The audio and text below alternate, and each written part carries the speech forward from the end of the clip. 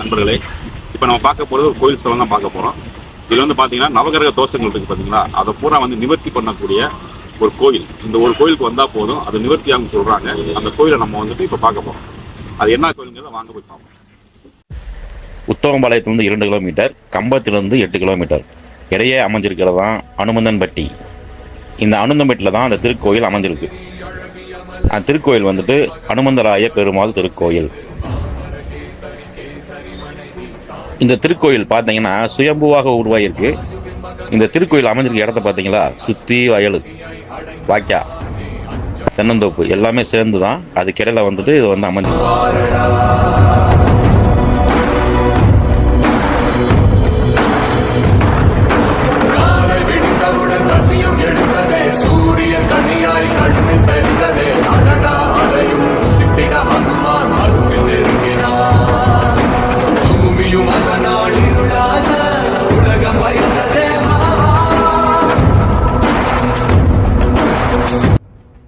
இந்த அனுமந்தராய பெருமாளின் இன்னொரு பெயர் சனிபந்தன ஆஞ்சநேயர் அப்படின்னு சொல்லுவாங்க. இதில் என்ன ஒரு விசேஷம் அப்படின்னா, சனி பகவானை வந்து அவர் கால் பாதத்தில் வந்து அமுக்கன மாணிக்கு சிலை இருக்கும். இதில் வந்து நவகிரக தோஷங்கள் இருக்கிறவங்க எல்லா பேருமே இந்த கோயிலுக்கு போயிட்டு வந்தால் சிறப்பு.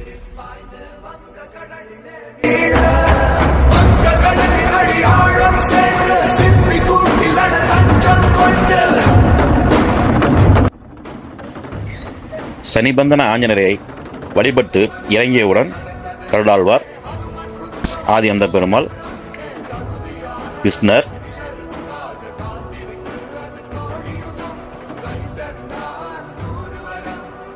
விஷ்ணு துர்க்கை,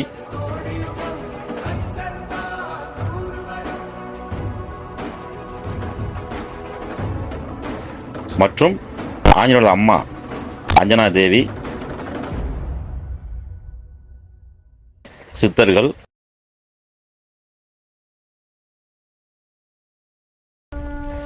மேலும் ராமர்,